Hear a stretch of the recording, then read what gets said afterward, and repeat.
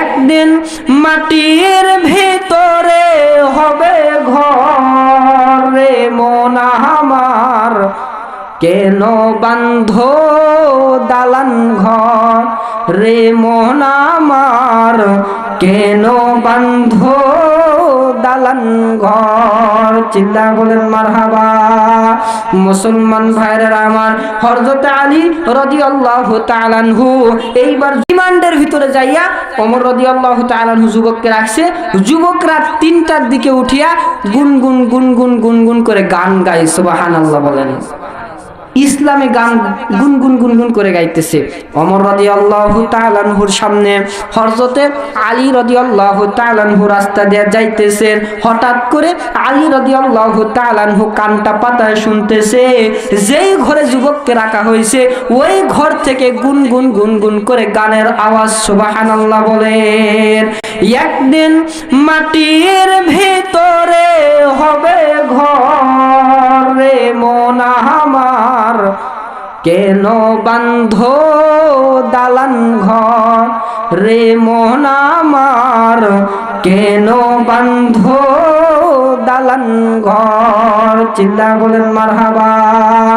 মুসলমান ভাইরা আমার, হযরত আলী রাদিয়াল্লাহু তাআলা আনহু এইবার যুবকের ঘরের ভিতরে যাইয়া এইবার দরজায় যাইয়া আসসালামু আলাইকুম ইয়া আহলাল বাইত কয়ে সালাম দিছে। কিন্তু বর্তমান জামানার পাতি নেতা, আতি নেতা, চেয়ারম্যান বাড়িতে যাইয়া জীবন সালাম, জোরে জোরে বলেন, সালাম দেয়? সালাম দেয় না। কিন্তু ভোটের সময় আসলে দেখবেন একটা লোকরে ৭০ বার সালাম আছে, ৭০ বার সালাম। কোন বক্তা বলেছে একটা ভোট পাওয়ার জন্য একটা নেতা একদিনে আসরের নামাজ পড়েছে 2 বার। জোরে বলেন কতবার? 2 বার। ভোটের সময় আসলে ও নেতার পকেট থেকে টুপি সরে, টুপি সরে না। এরকম কোরআন শরীফে অনেক নেতা বুকে নিয়ে ঘুমায় আছে ভোটে পাশ করার জন্য। কিন্তু পৃথিবীর বুকে সবচাইতে বড় শাসনকর্তা হযরত ওমর রাদিয়াল্লাহু তাআলা আনহু কেমন নেতা ছিলেন? হযরত আলী একটা ক্রিমিনাল, একজন অপরাধীর দরজার সামনে যায় সালাম দেয়, আসসালামু আলাইকুম ইয়া আহলাল বাইত। ঘর থেকে যুবক সালামের উত্তর দিল। হযরত আলী রাদিয়াল্লাহু তাআলা আনহু এই যুবকরে ডাক দেয়া কয়, যুবক, এ যুবক রাতের বেলা কেন কান্না করতেছো, গান কেন গাইতেছো, কি হয়েছে তাড়াতাড়ি আমাকে বলো। এই যুবক ডাক দে বলে, আলী আমার মা লাগবে, মা ছাড়া আমি বাঁচবো। জোরে জোরে বলেন বাঁচবো। হযরত আলী এই কথাটা শুনিয়া হযরত ওমর রাদিয়াল্লাহু তাআলা আনহুর বাড়িতে চলে গেলেন। ডাক দিয়ে বলতেছে, ওমর, বাড়ির দরজার সামনে যাইয়া হযরত ওমর রাদিয়াল্লাহু তাআলা আনহুর ঘরের দরজায় একটা টোক্কা দেওয়ার আগেই দেখতেছে হযরত ওমরের দরজাটা আগের থেকেই খোলা। সুবহানাল্লাহ বলেন। আগের থেকেই দরজা কি? আগের থেকেই দরজা খোলা। আর বাংলাদেশের পার্টি নেতারা 10 লাখ টাকা খরচ করে মেম্বার চেয়ারম্যান হলে সকাল 10টার আগে ওর দরজা খোলে। জোরে জোরে বলেন খোলে। আর ওমর রাদিয়াল্লাহু তাআলা আনহু বলেন, আমি সব সময় দরজাটা খুলে রাখি যাতে করে আমার প্রজারা এসে ওমরের দরজা বন্ধ দেখে যেন ফেরত না যায়। কিয়ামতের ময়দানে যেন আল্লাহ বলতে না পারে, হে ওমর, তোমার দরজায় একজন বিচার দিতে যাইয়া ও বিচার না দিতে পেরে দরজা লাগার কারণে ফেরত আসছে। এই কথা যেন আল্লাহ তাআলা আমাকে বলতে না পারে। এই কারণে আমি ওমর 24 ঘন্টা নিজের দরজা খোলা রাখি। সুবহানাল্লাহ বলেন। এ হয় নাই, জোরে জোরে বলেন সুবহানাল্লাহ। এ সুবহানাল্লাহ বলেন। মুসলমান ভাইরা আমার, হযরত ওমর রাদিয়াল্লাহু তাআলা আনহুর সামনে যাইয়া হযরত আলী রাদিয়াল্লাহু তাআলা আনহু ডাক দিয়ে বললেন, হে ওমর, তুমি কি বিচার করে ফেলেছো? ওমর রাদিয়াল্লাহু তাআলা আনহু বলে, আমার তো বিচার করা শেষ, আপনি কি করতে চাচ্ছেন? হযরত ওমর রাদিয়াল্লাহু তাআলা আনহুকে হযরত আলী ডাক দিয়ে বলে, ওমর রে, আমি দ্বিতীয়বার আর একবার তোমার বিচার করতে চাই। সুবহানাল্লাহ বলেন। দ্বিতীয়বার কি করতে চাই বাবা? আর একবার বিচারখানা করতে চাই। তোমার বিচারের ভিতরে মনে হয় সামান্য কিছু ভুল হয়ে গেছে। হযরত ওমর কয় আর বিচার করা যাবে না, একবার বিচার হয়ে গেছে, শেষ হয়ে গেছে, আপনি আর দ্বিতীয়বার বিচার করতে পারবেন না।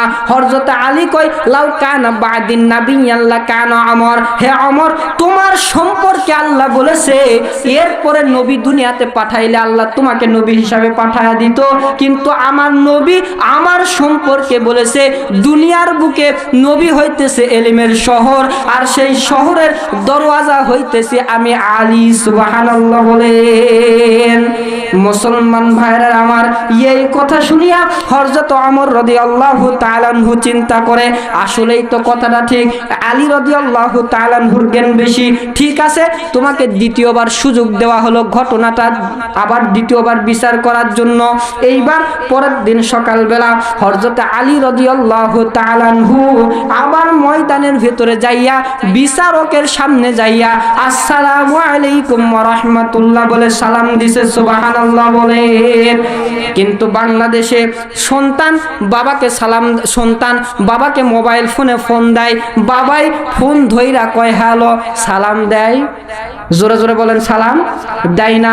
এইবার বাবা সন্তানকে কল দেয়, সন্তান সালাম দেয় না, বাবা সালাম দেয় না, স্বামীকে স্ত্রী সালাম দেয় না, স্ত্রীকে আবার স্বামী সালাম দেয় না, সব সালাম নষ্ট হয়ে গেছে।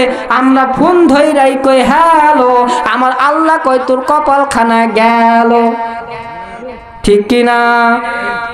আমাদের ভিতরে সালাম কালাম কিচ্ছু নাই, সব শেষ হয়ে গেছে। নবী কয় সব জায়গায় সালাম দেওয়া লাগবে, ঘরের ভেতরে যাইয়া নিজের ঘরে টোকা দিয়া আসসালামু আলাইকুম ইয়া আহলাল বাইত বলে সালাম দেওয়া লাগবে। ওয়াজখানা বুঝে থাকলে বলেন তো এখান থেকে বাড়িতে যায়া কারা কারা সালাম দিবেন না? হাতগুলো উঠান। সালাম দিবেন না? যেই দিকে আইরে যে বলে চল যাইরে সেই দিকেই আইরে, হুসুকে বাঙালি, কথা বুঝে হাত তোলা লাগবে। ঠিক কিনা? কথা বুঝে হাত তোলা লাগবে। এইবার বাড়িতে যাইয়া নিজের বউকে সালাম দিবেন কারা? হাত উঠায় দেখা দেন। কেউ সালাম দিবে না দেখি, হায় হায় আমল করার ইচ্ছাও নাই দেখি। হাত উঠান, হাত উঠান, সবাই হাত উঠান, জোরে জোরে হাত উঠান। আরে চাচা হাত উঠান না কেন? বউকে সালাম দেওয়ার ইচ্ছা নাই? শালিরে পাইলে শালির হাত সারে, আর বউকে সালাম দিতেই শরম। কি বাবা শরম? বউ আবার এমন ডিজিটাল মার্কা বউ, সালাম দিলে কয় হ্যাঁ 32 বছর হয়ে গেছে বিয়ার, একদিনও সালাম দেয় না, একদিন ওয়াজ শুনে আসে ঢং। আছে? জোরে জোরে বলেন আছে? হায় হায় কপাল পোড়া আমাদের। নিজেও যেমন বউটাও, জোরে জোরে বলেন বউ তেমন, নিজেও সালাম দেয় না, বউ সালাম নিয়ে টিটকারি করে। আজকাল সালাম নাই বিধায় আমাদের জীবনে উন্নতি। সালাম যতক্ষণ থাকবে না, রসুলের সুন্নাত যতক্ষণ থাকবে না, আপনার আমার এই সরকার পাল্টুক, চেয়ারম্যান পাল্টুক, এমপি পাল্টুক, মন্ত্রী পাল্টুক, সব পাল্টান, কিন্তু উন্নতি হবে? জোরে জোরে বলেন হবে? হবে না। সুন্নত চালু করতে হবে সব জায়গায়। নবী আমার কয় মুসলমান তোমরা ঘরের ভেতরে যাইয়া নিজের দরওয়াজার সামনে সালাম দিবা, আর আমরা দরওয়াজার সামনে কই জরি না। ওর আবার ঠোঁটে লিপস্টিক আছে, ও আবার কয় আসছি। জোরে যদি ভালো করে আসছি কয় লিপস্টিক উঠে যাবে, এই জন্য আর কয় আসছি। দরজা খুলে দিছে, সালাম নাই কালাম নাই কিচ্ছু নাই। বউ এখন কয় রাত বাজে 12টা, এখন আইসো নিজে ভাত তুলে খাও। আছে? জোরে জোরে বলেন ঠিক? মুসলমান ভাইয়েরা আমার, ভালো লাগতেছে ভাই? ভালো লাগতেছে? জোরে জোরে বলেন বাবাজি ভালো লাগতেছে?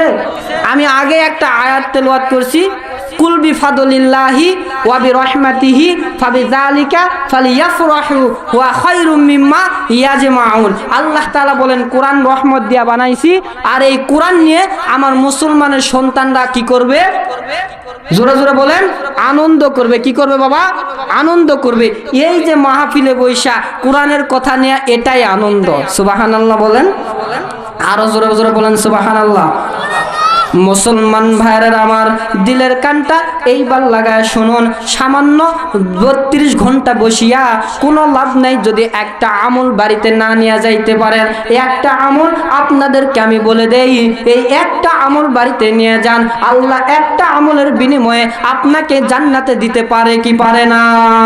জোরে জোরে বলেন, পারে কি পারে না? মুসলমান ভাইয়ের আমার, দোস্ত বিশ্ব নবী বলে দিলেন, মানুষ ঘরের ভেতরে তোমরা যাইয়া নিজের স্ত্রীটাকে সুন্দর করে সালাম দিবা। স্ত্রীকে সালাম দেওয়ার পরে এদিক সেদিক তাকাতুকার করার পরে যদি দেখো কেউ নাই, নিজের স্ত্রীর হাতে হাত দিয়া মুসাফা করবা। জোরে জোরে বলেন কি? কিন্তু আমরা স্ত্রীর সাথে মুসাফা করতে রাজি নাই। ও বাটপার নিজের বিয়ের হাত ধরলে সারে। জোরে জোরে বলেন সারে। আসসালামু আলাইকুম, খবর কি বিয়াই? আপত্তি না থাকলে দুইখান কথা কইবার চাই, আমার আল্লাহ কই তোর জুতা দিয়া পিটাবা। জোরে জোরে বলেন, পিটাবা চাই। মুসলমান ভাইয়ের আমার, তাহলে ঘরের ভেতরে যাইয়া নবীকে সালাম দেওয়া লাগবে। আপনার আমার নবী সালাম দেওয়ার কথা বলেছেন, আমাদের সামনে বক্তা হাজির হয়ে গেছে। বক্তাকে বসিয়ে রেখে বেশি কথা বলা ঠিক নয়। ঠিক হবে? বক্তাকে বসিয়ে রেখে বেশি কথা বলা যাবে না। আমি ঘটনাটা 2 মিনিটে শেষ করে দিব, আপনারা শুনবেন? জোরে জোরে বলেন, শুনবেন? মুসলমান ভাইরা আমার, দোস্ত এইবার ওমর রাদিয়াল্লাহু তাআলা আনহু হযরত আলী রাদিয়াল্লাহু তাআলা আনহুর হাতে এইবার যখন বিচারখানা দিয়ে দিলেন, হযরত আলী কয় এই মহিলাকে যাইয়া, ও মহিলা তুমি তাড়াতাড়ি বলো, এই মহিলা তোমার কি এই যুবকটা সন্তান? এই মহিলা ডাক দিয়ে কয়, আল্লাহ আপনি কি বলছেন, আমি তো এখনো বিয়া করি। জোরে জোরে বলেন, করি। মুসলমান ভাইরা আমার, হযরত আলী কয় এই সবগুলোরে বাদ দিয়া এখন এই মহিলার সাথে এই যুবকরা আমি বিয়া দিব। জোরে জোরে বলেন, কি দিব? ই কয় আমার সন্তান নয়, ওই কয় আমার মা নয়, তে সব বাদ দিয়া আমি দুইজনে বিয়া দিয়া দেব। কি দিয়া দেব বাবা? বিয়া দিয়া দেব। তাহলে তো ভেজাল আছে? ভেজাল নাই। এইবার হযরত আলী রাদিয়াল্লাহু তাআলা আনহু বললেন, তাড়াতাড়ি বিয়ের ব্যবস্থা করে দাও। দোস্ত এই বিয়ের আয়োজন যখন করা হলো, এই মহিলা কন্যা সাজিয়া যখন ওমরের সামনে দাঁড়ায় গেল, যুবক বর সাজিয়া ওমরের সামনে যখন দাঁড়ায় গেল, এই মহিলা ওমরের সামনে আসিয়া কয়, ওমর আমি বিয়ে করতে চাই না, এই যুবক হইতেছে আমার সন্তান। আমি বলে দিলাম এতক্ষণ পর্যন্ত যা বলেছি সবগুলো আমি মিথ্যা বলেছি। চিল্লা বলেন সুবহানাল্লাহ। তাহলে ওয়াজখানা বুঝে থাকলে বলেন তো, হযরত আলী বিচারটা করতে পারছে কি পারে নাই? কিন্তু বাংলাদেশে এমন বিচার। যাই হোক, ওয়াজ আর আমি বাড়াবো না, আমাদের সামনে দ্বিতীয় বক্তা এসে উপস্থিত হয়ে গেছে। আল্লাহ তাআলা আমাদের সবাইকে আমল করার তৌফিক দান করুক। সকলে বলেন আমিন। এ হয় নাই, জোরে বলেন।